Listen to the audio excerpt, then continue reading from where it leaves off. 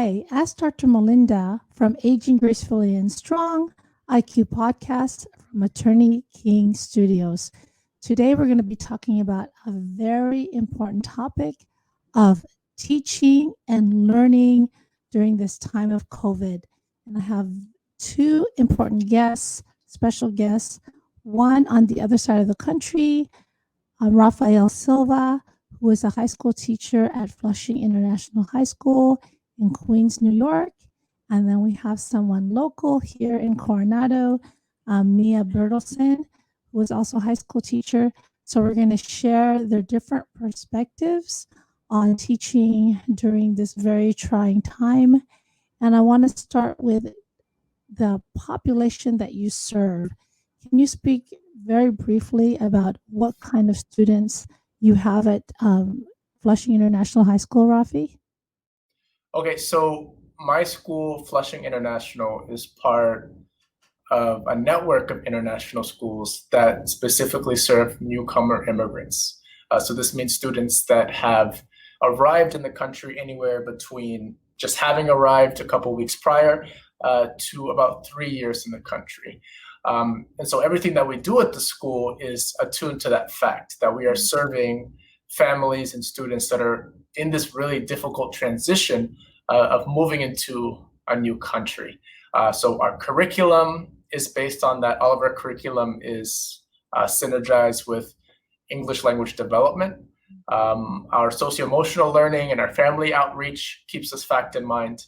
And being in New York City, and particularly in Queens, we have a super diverse student population. It's really a representation of all the micro communities that exist in Queens. We have students from Ecuador, from Mexico, El Salvador, China, Haiti. So it's really a representation of the colorful diversity that Queens and New York City offers. And it's really an exciting community to be a part of. Mia, tell me about the student population that you teach in Coronado High School. Hi, I'm glad to be here. I teach at Coronado High School. It's a beautiful island next to San Diego, and we have a great group of students. Primarily, we have a lot of military families in our community, but we have a mixture of other types of families as well. And we've all been banding together and using the resources that we have to deal with, these difficult times of COVID, because our students currently are not able to attend class in person. So we have just online learning. And, with that, it brings a whole new ballgame. It's been a challenge for teachers, parents, as well as students. It's pretty overwhelming. So what do you think has been the greatest challenge, and how do you see that it could be better? Well, I think the first hurdle we had to get over was, the teachers learning the technology as well as the students. And then once we kind of got our groove on and we learned how to Zoom and how to do things online, I really think the biggest challenge is how do teenagers who are social creatures by nature, how are they dealing with this? Because they have to go to class, they have to listen, they have to learn, but they don't have that peer interaction. And it's so artificial and so different and so not what their brains need. And it's really, really hard, but I am amazed at the spirit and the resilience of my students. They are rising to the challenge and they really are learning. It's amazing. I'm very happy of that part. And how do you think how much involvement should parents have, in this process with the high school students? Well, I really think that the high schooler at a certain point needs to do it themselves. Parents need to intervene when there's problems. But in the beginning, the parents, they help to set them up, make sure that their technology is working, that they know what time and where they need to be, find them a space to work in their home. But after that, the students are the ones that have to do it, because this is their school, this is their homework, this is their learning and their work. And it is really, it's been a huge challenge. I've spoken to a few parents who say, I have 3 kids Zooming at the same time. I have a first grader who needs so much help. And I have a middle schooler, and then I have a high schooler, and they kind of let the high schooler to go off on their own. But the problem is that a lot of high schoolers are dealing with a large amount of anxiety and stress due to these COVID times. And that's where, as parents and teachers, we need to identify that's happening and jump in and help them. How can we as parents help our kids that are having these anxiety issues? What do you think about that? I think as a teacher, part of their anxiety comes because they're overwhelmed. They have too much work to do. It's hard. They have to teach themselves a lot of the time. The teacher is giving instruction, but a lot of times they need to figure it out. And that's where parents need to jump in and say, it's okay. If you don't get all those A's that I wanted you to have before, it's okay. As long as you're going forward, you're giving your best and you're learning, we're going to be happy with you. And I think that when parents kind of like can help them and let them know that, this is not a time of competition. This is a time of just getting to the end goal and being happy and balancing things. I know there are people who took their kids out of school for a little bit because their mental health needed it. And I know as a teacher, we're not supposed to promote that because, attendance is very important. But in my opinion, as a parent and a teacher, mental health is first. And if you see your child suffering mentally, you need to jump in and you need to help them to manage it and to break it down into pieces and take away some of the things that don't matter. I think that's a very important point. I have a high school student at home right now, and she's just going crazy because she's a very social individual, and it's just hard for her to just be in front of the computer all day long. So I've asked her that if there were a couple of friends that she just wanted to work with at the house, maybe after school, doing some group work, and they could be outside, they could still be in a safe distance from each other, but just having that communication, I think is important. Uh, they thrive on their friends, and so taking that away, it just seems like it's impeding their learning without having some way for them to communicate with their friends. What do you think about that? I think it's really important to find ways, whether you can get with the socially distanced responsible way to get them together. They do Zoom calls together. They use social media. They're experts at it. Right. They know how to about stay social media, that's for sure. in touch. And I think in the end, what we really need to do is just make sure that our kids are okay. And if it's all right if you back off on things. My daughter, for example, she dropped one of her AP classes because Right. it was just too much. And I'm okay with that because we need our kids to be happy. And a lot of people ask me, are they really learning? Because I don't think this works. Are they? The answer is yes. I see students learning. I teach a Spanish 1 class. It's primarily freshmen. So my students come in knowing little to no Spanish, and they are learning. Yes, we're a little bit behind of what it would normally be for the school year, but I am teaching it and they're learning and they're doing it. I'm so proud of them. I have so much hope for the future. I love my high school students. They're so smart, creative, wonderful. We're in good hands for the future. And even though this is really hard, they're doing it. And I'm so proud.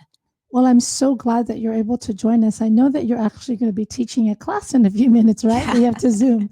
I do. So I'm so happy that you're able to join us today. And, it is very important to remember the mental health issues that are impacted by the students right now because of being isolated.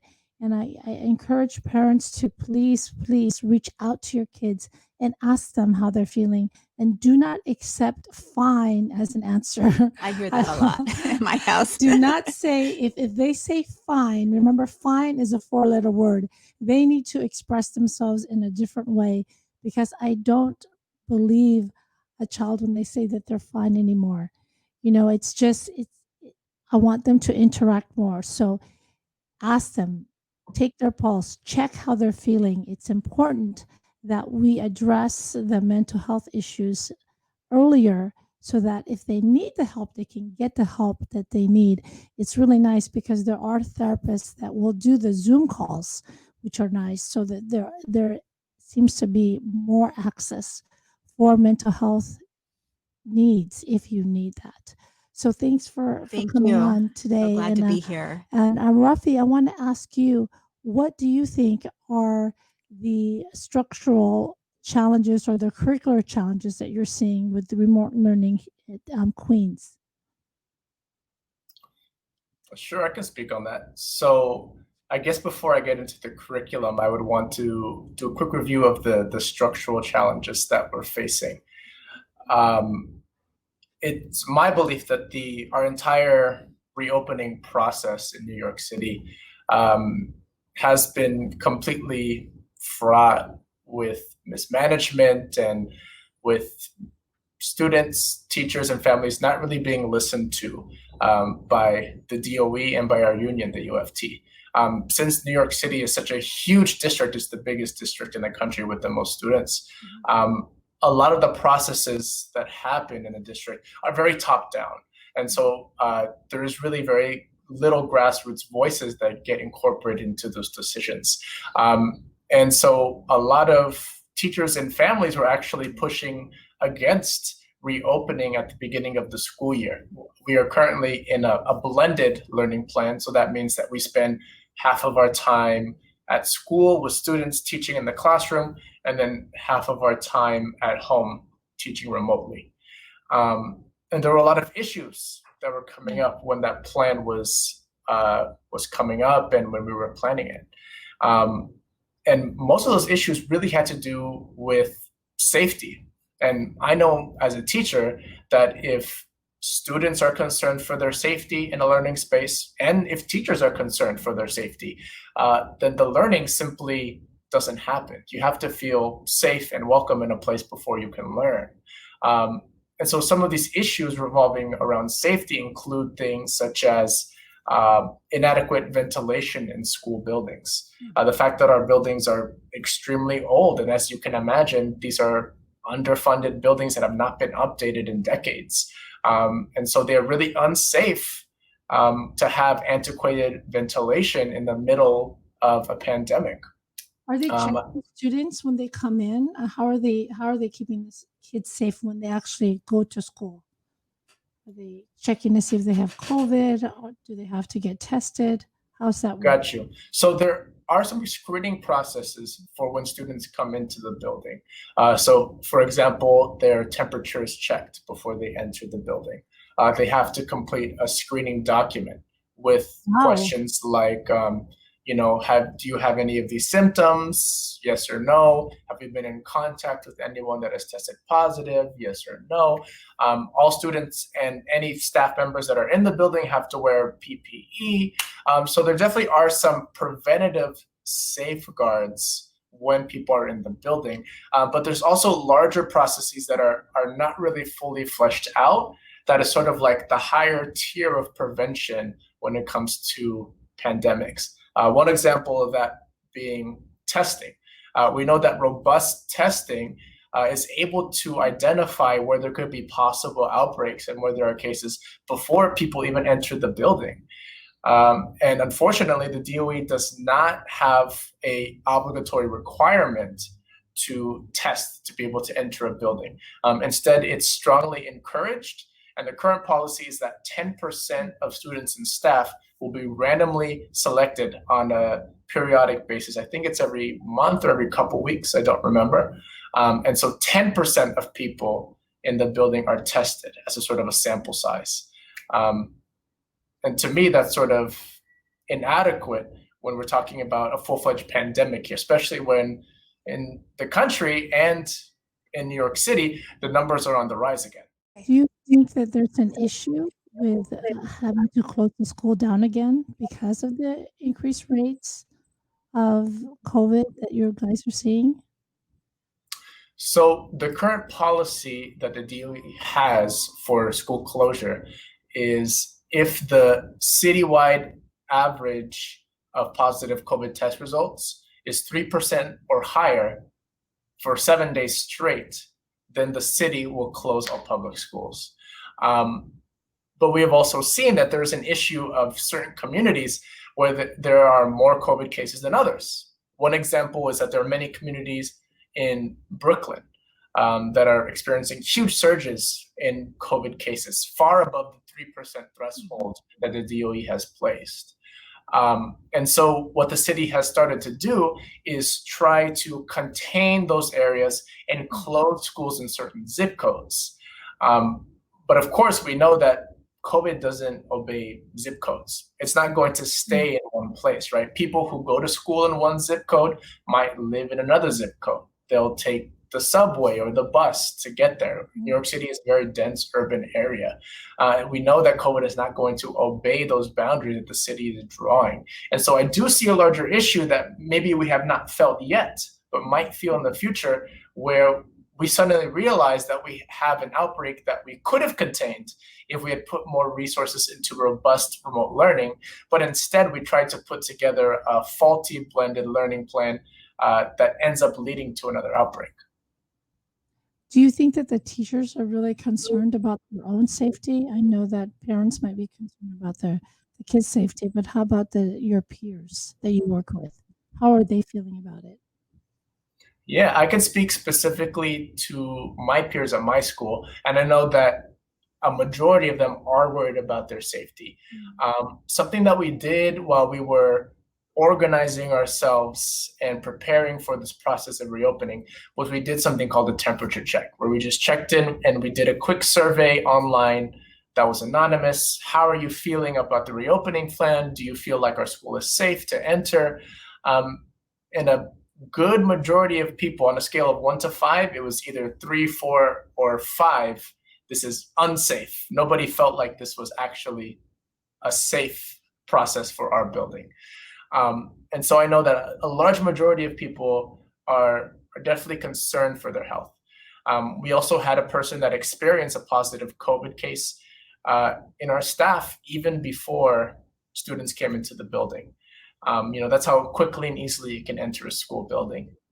So I think people are concerned, but at the same time, we have to do our jobs. We do serve our students and our families, and we need to have curriculum ready, and we need to be in the school, and the DOE knows that. They know that we are being pulled on both sides, our personal safety as well as serving our students. What do you think parents can do to help their kids navigate through this process of remote learning, or even help them? How can parents help? Yeah, so I think I have a very specific perspective from, one, not being a parent myself, and two, working at a school that serves a very specific population, which is newcomer immigrants.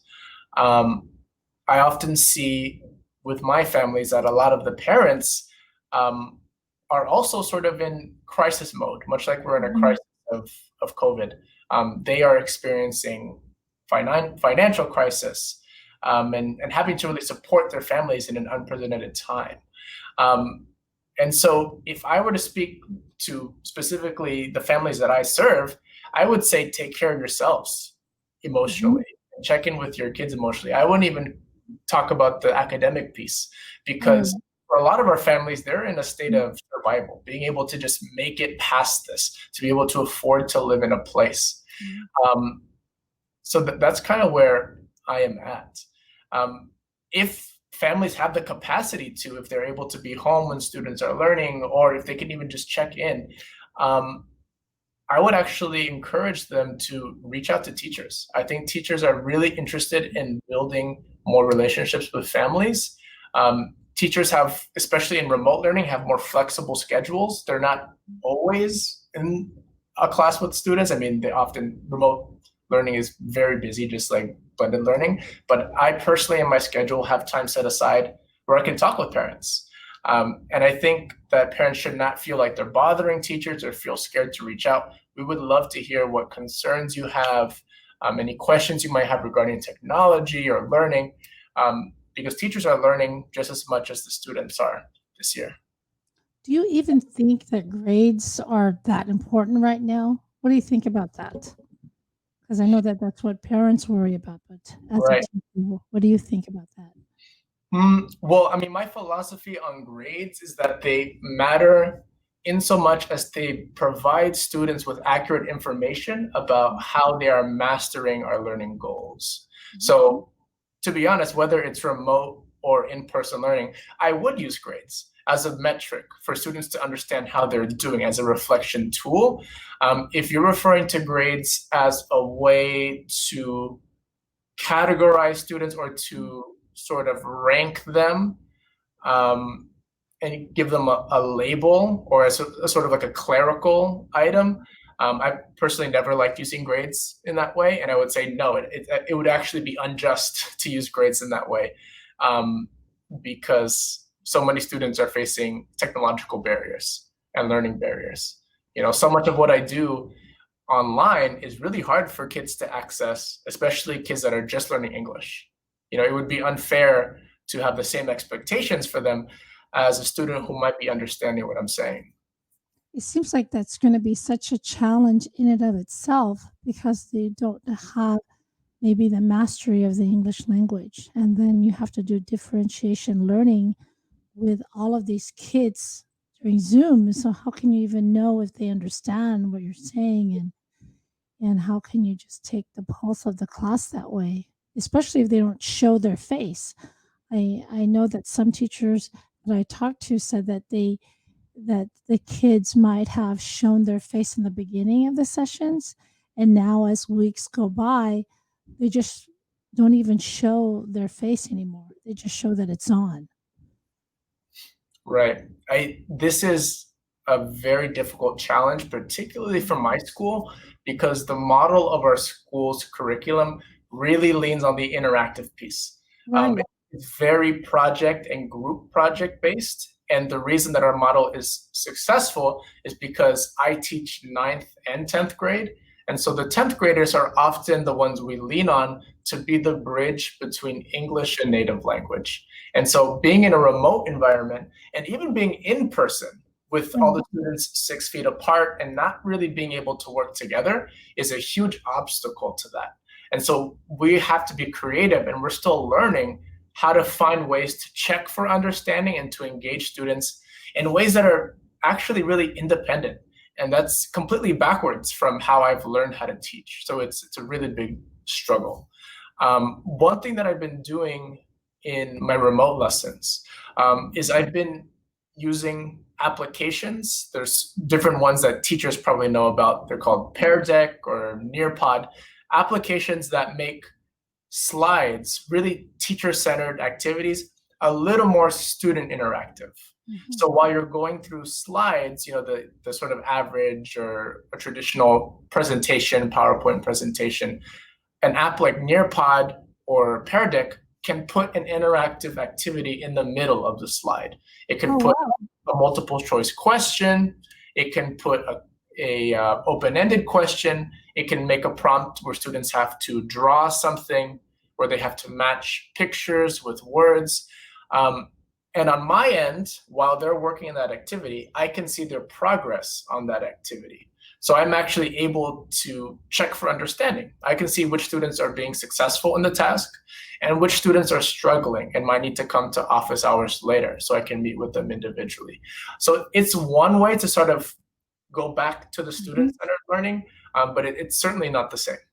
Right. It seems like it's going to be more work for the teachers, right? You have to really be in tune with your students.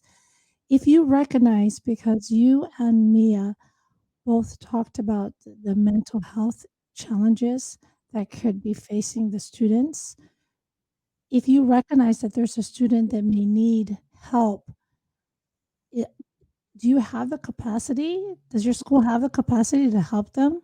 That's what I'm worried about. If you recognize someone that has anxiety or depression, how are you going to be able to help them? Thankfully, our school does have a strong counseling program. We have multiple counselors that are available to students, and these counselors are super proactive in building relationships with these students and having check-ins, and even being preventative and being able to sort of predict throughout the year what are some trauma-informed practices that we can use, and what are some manifestations of trauma that we can predict, particularly with the newcomer population, and how do we respond to that? So thankfully, our school is equipped to have that. I can't speak for all schools in New York City. I'm very sure there are schools that have not as strong a counseling program, or maybe might not even have one. We definitely know that there is a huge shortage of counselors, psychologists, social workers, mental health workers in public schools in general. At my school, thankfully, we have strong counselors to address that. because, as a teacher, I'm not licensed or trained to do that. I can be a listening ear, but I certainly cannot, talk about those topics in a way where I feel fully able to do so. Well, that makes me feel actually relieved that you have those resources available, because I really think that that's an important matter that we cannot, you know, ignore. And I love that your school has resources available. And I just want to encourage all parents to talk to your kids, make sure that they need what they need in order to be in a thriving environment. And it might just mean having that encouragement emotionally. I really think it's important just to check in emotionally with the kids and just talk to them very frankly about how they're learning and what could be better. And I think just checking in more frequently is going to matter. And I just want the parents to remember to do that. Maybe make it a point once or at least um, ask about how the school day was, or just at least just check in and ask them what challenges they might have had or what they liked about something. Maybe I usually ask my high schooler, well, what did you learn today specifically? Asking an open-ended question instead of asking, did you like school today? And I think just having that interaction, so it reminds the students of what they went over, and maybe if they can be reminded that if you need help, ask your teacher. And if you need help from a counselor, please encourage them to get the help that they need. Um, I know that you also have to go back to class and Zoom.